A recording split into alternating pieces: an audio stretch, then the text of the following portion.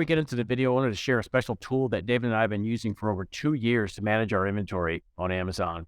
The tool is called SoStocked, and it is a very powerful tool. It's designed specifically for inventory management. If you're in a physical products business selling on Amazon, you need to be in stock, especially with the inventory restrictions lately. This tool is incredibly powerful. If you're having trouble with inventory management, this might be a tool to help you. SoStocked is partnered with Firing Demand, and they've offered our guests, our listeners, a 30-day free trial. So click the link in the video description to get 30-day free trial. On to the video. Welcome everyone to the Firing Demand podcast. On today's episode, we are joined by Yanni Kosminski. Yanni was a guest back in 2021, and this ended up being one of our most downloaded episodes. Yanni has been involved in all different areas of e-commerce, and we're super excited to have him as a guest on the show. Now, Ken, we just got done recording this podcast and a ton of knowledge bombs. What did you think? Yeah, it was dynamite. Some of the stuff that, a lot of the businesses that Yanni's working on, he's a serial entrepreneur to the core. Got tons of businesses that he's working on, growing and facilitating. And one thing that we went over is his new business venture, a newish South Cole, and they're kind of partnering with brands and bringing in all of their knowledge and operations, product, marketing, everything, and kind of building out a blueprint of an exit and partnering with an operator. It's a very unique strategy. I haven't seen it. We talk a lot about it. Yanni has a downloadable. He kind of presented what's this look like. They come in and they analyze everything and build out a 24-month exit blueprint, and it's very detailed. So excited to share with the audience. Absolutely. Whether you are building a business to sell, thinking about selling, maybe in conversations with a potential buyer, this is an episode you are not going to want to miss. Welcome everyone to the Firing Demand podcast. We've got Yanni Kosminski coming back for the second time on the episode. Welcome, Yanni. David, Ken, thank you both for having me. It is an absolute honor to be back. Absolutely. So we've been chatting a little bit on email. I'm glad to get you back on the pod. You've been busy the last couple of years and would like to hear what you've been up to and what's going on with some of your existing ventures and some of the new ventures that you've been on. Absolutely. Well, I'll try and breeze through this bit as quickly as possible so as not to bore the audience, but just to give you guys a little bit of context so we can build into a meaningful, hopefully learning experience. My name is Yanni Kosminski. I am Australian. Hopefully my accent still comes through, but I spent the last 10 years in the US and now Tel Aviv. Through this journey, I've been heavily involved in e-commerce, creative advertising, digital marketing. I started a company with my co-founder Lippy about 4 years ago called Multiply Me, which is an executive search recruitment company into the Philippines, finding high-level talent. We'll place them in businesses and then we'll help with payroll and healthcare and those types of solutions, but really focus on the e-commerce space and helping businesses grow affordably or as we like to call it, scale. That's Multiply Me. A Scala is a process improvement management consultancy. So that's just a really fancy way of saying we help actually declutter or help you get clarity on what's happening inside of your operation, design the processes and systems, build out all your SOPs, training videos, documentation, your org chart, accountability chart, and effectively help you again scale the operation. So that's Multiply Me in a Scala. And at the end of last year, we as a Scala got together with Global Wired Advisors, who were formerly known as Global Wired Advisors, now GW Partners. They're an investment bank in the space. They've done well over $1 billion in transaction value, and they sell e-commerce and D2C brands. That's one of the 3 joint venture partners. We have Sellers Fi, who are formerly Sellers Funding. They are, one of the larger non-dilutive capital lenders in the space. I think I can say this, but I'm pretty sure they've got, should be careful here. They've got a lot of money out. They've got a lot of money out in loans in the hundreds of millions of dollars. And, they are really helping e-commerce businesses, again, scale. There's a little bit of a theme going on here. And together, the 3 of us have brought to life South Cole, which is effectively an exit accelerator for e-commerce brands, where what we're doing is we're investing in founders. So we're looking to inject $1 million to $5 million in capital into these businesses, help them grow over a 2-year period, give them expert advice, building that growth and exit roadmap, and then effectively selling the business through what GWA do and through obviously the funding component from Sellersify, and then we as a Scala come in, actually that operational roadmap and hold founders effectively accountable, almost like an accountability partner in the business, but so much more. We like to think ourselves as a smart money, really, coming in and not just saying, here, do your thing. It's here, absolutely, you're the owner, you're the majority equity owner in the business. We are here to support you and guide you through these areas that, you might not have otherwise seen or gone through yourselves. And I'm sure we'll get into it in the episode, but we had a thesis around what was going on in the e-commerce aggregator space, and we saw some potential gaps and holes and opportunities to take a different approach. And that's how we really came up with Southcol. So I think that's a little bit much about me. Let's pass it back over to you guys so we can start to add some value. So Yanni, thanks for sharing all those. Yes, as we were talking before the show, you're very busy, which is great. Lots of projects and lots of synergy, it sounds like, between those. And so you've kind of rolled that into a new venture where I'd like to dive into a little bit more. We have a lot of Amazon sellers, Walmart sellers, a lot of e-commerce sellers listening to the podcast, and they're probably like, that's interesting, because aggregators, we've had a few people on the show in the last few months that we've talked about the aggregator space and how it's kind of, I don't want to say crumbled, but it's kind of went south, right? And aggregators raised a ton of money, bought up a bunch of brands. Operational piece of it kind of it's just failed. They didn't really get into that too much and execute well. I think one of the pieces I believe is they didn't bring the operators along. They just took the assets and they didn't bring the operators. And so what you had described with Southcol is kind of like, you're not only funding, which is crucial for growth in e-commerce. Everybody knows that cash flow is a pain in the ass. And then also SOPs, processes, and a roadmap, right? And kind of blending all that together sounds like a really, really unique path. Can you dive a little bit more into what does it look like? And so you mentioned like an incubator, a 2-year period. And so where you're partnering with brands with it, and you keep the operator on, and you just support the operator. And then after 2 years, can you kind of walk through what it looks like? If I was an operator listening to this, I'm like, maybe this sounds like a good fit to me, and they could reach out and do that and connect. Absolutely.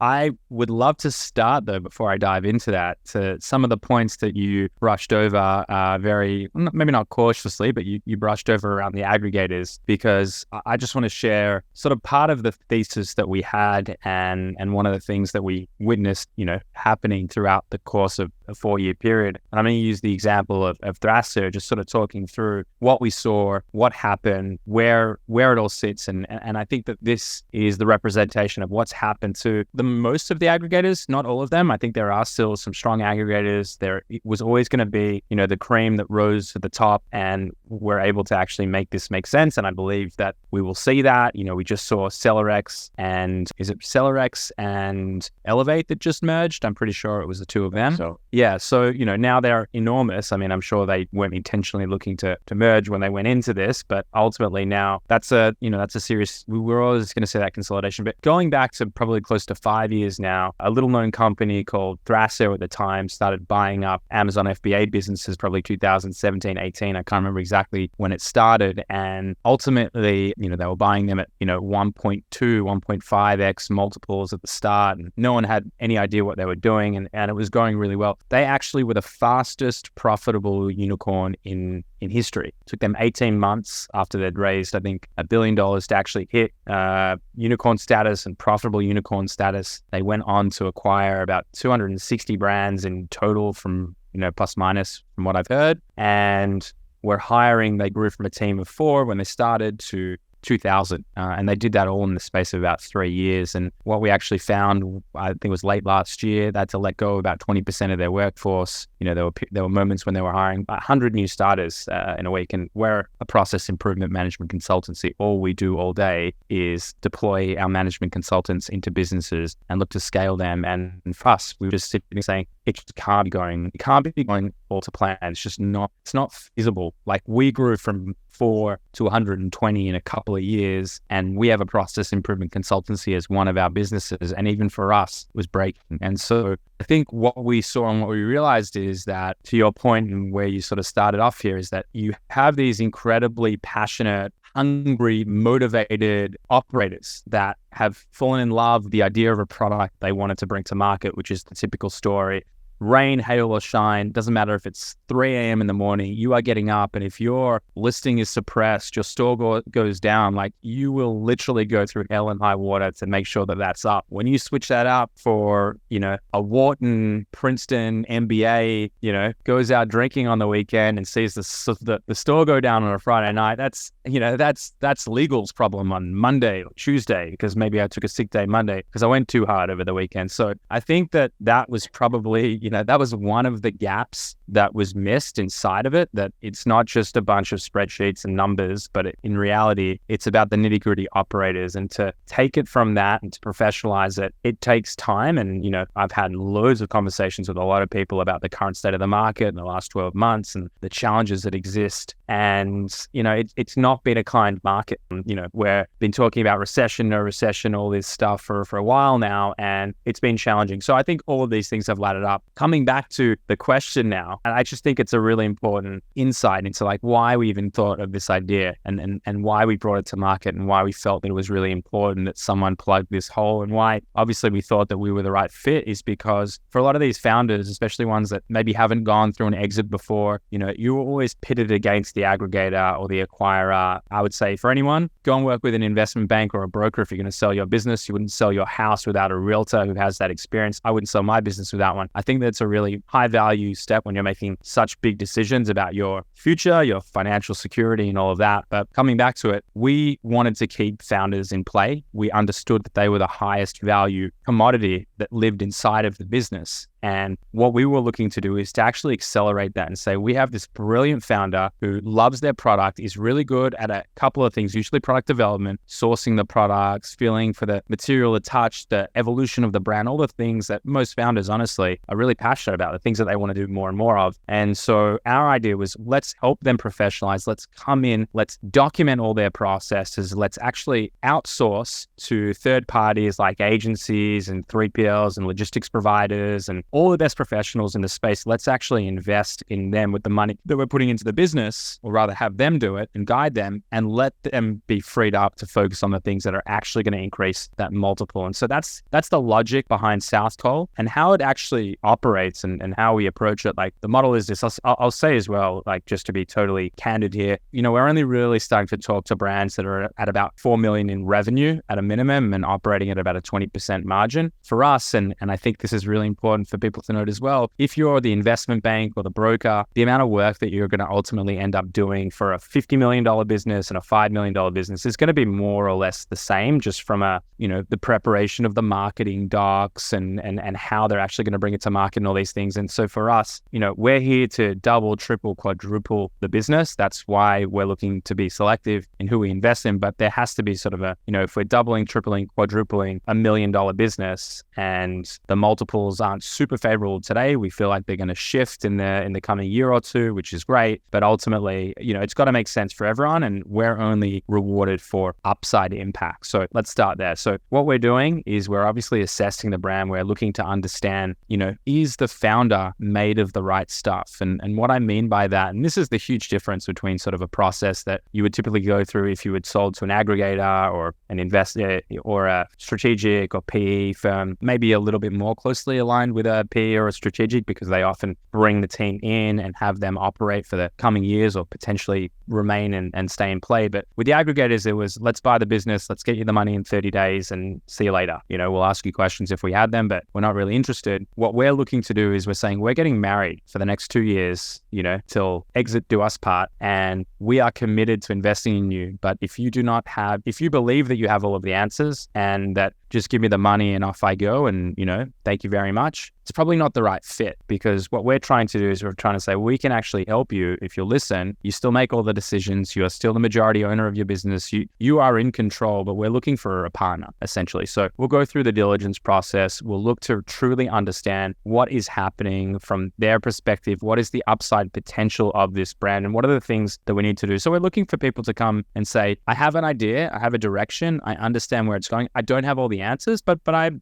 motivated. Real next products, have an idea of what they're going to look like, or I understand that I could reduce my operating costs quite significantly, but I just need to hit this volume. Whatever it is, whatever the strategic direction is, we're looking for the founders to have a degree of an idea. Will obviously help build on that, but this is not a situation, remembering that we're a minority upside position, it's not a situation where we run the business tomorrow. We're sitting with founders every week. So part of our sort of agreement here is that one of the founding partners, there's 5 of us, will actually sit with you for 30 minutes a week, help with any aspect that you need. And you'll also sit with our management consultants every week. And through that process, we're actually making sure that if there are any things that you need, anything that's not going to plan, we're there to support and we're there to guide you. And as we're meeting new providers, new solutions, we're always feeding that back in. And I think that's the big difference, even compared to like a typical VC, is that we're actually a lot more hands-on and invested from a time and materials perspective than you would typically see. So the first component of it, once we say, right, we like you, you like us, we see the upside potential, we believe in you, we believe in the vision, then what we're going to do is we go into what we call the first 90 days of the accelerate phase. And in that, we're doing a lot of the stuff that we do in a typical A Scala engagement. So I like to say it's like having a therapist for your business, because we'll come in, we'll interview you, shadow, look at any of the documentation, understand operationally what's happening, and not just you. Let's say your team is 10, 20, 30 people. We're interviewing all the key people inside of the business, and we're looking to understand operationally what's happening, where are the gaps, where are the problems, what's going on. Once we've gone through that process, we're working with you to build a 24-month exit roadmap where every single 3 months we have key objectives that we're looking to hit, and we're looking to time it so that when we're looking at, the trailing 12 months, which is typically how you would value a business and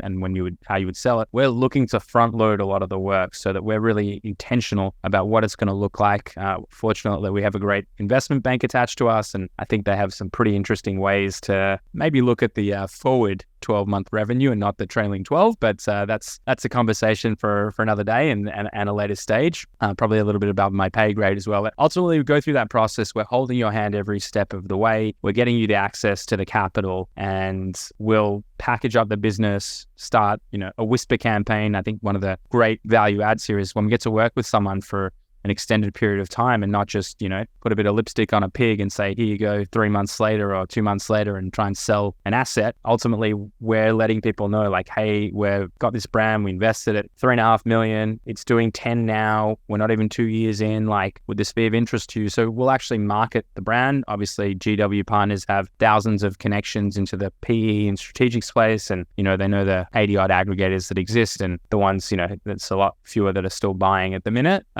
But ultimately, that's the model. I know I've just been speaking for a very long time, so I'm going to take a breath and a sip and, let you guys do your thing. Yeah, absolutely. No, I really, really like that approach and think that difference between the aggregators and what South Cole's doing is it really does address a big gap. And so I remember it was really the Wild West. I'll go back to like the SellerCon 2 years ago where they were giving away a Tesla if you refer somebody on a deal that they ended up closing on. And it was a wild time. So I got to ask, what is the next, say, 24 to 36 months look like for the aggregator market? Because they really had a big impact on multiples. They had a big impact on just the overall space. And it's interesting now that they've gobbled up a lot of these brands. What happens? What happens as they start to fail?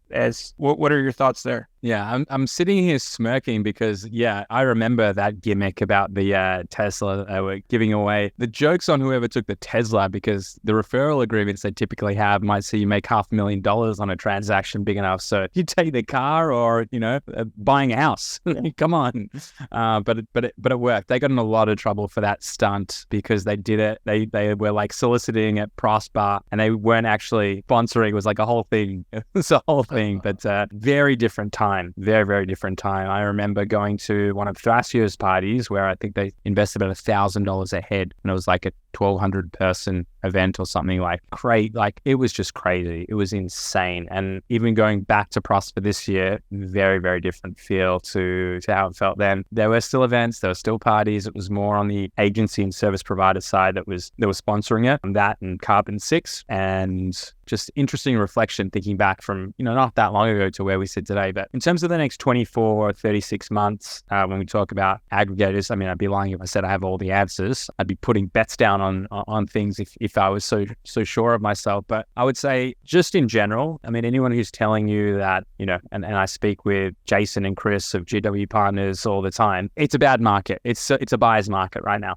That's the hard reality of it. You're not getting the multiples that you were seeing last year and the year before, definitely not. And that's not going to change for a little bit. And there's a lot of factors attached to that. It's not just the fact that, I mean, we're going through one of the toughest markets globally. People are very reluctant to buy anything right now. Like, it's not just isolated in the e-commerce space. It's also in just general acquisition of businesses, and people are very reluctant to buy houses now. I mean, when you look at the interest rate. So there's a lot of macroeconomic factors that play into this. But, like all of this, it's cyclical. There's no way that we sit in a reality where for the next 3, 5, 10 years, we're sitting on this downward slump. That's not how global markets work, and that's not going to be the reality. So, we're optimistic that, 12 to 18 months from now, we'll start to see sort of the shift happen and start to see multiples come up. I mean, we're also seeing we're in a moment in time where there's a serious evolution in the space and what's happening. It's becoming a lot more professional. And so those that will succeed, those aggregators, and you're probably going to see maybe 20% of them succeed would be my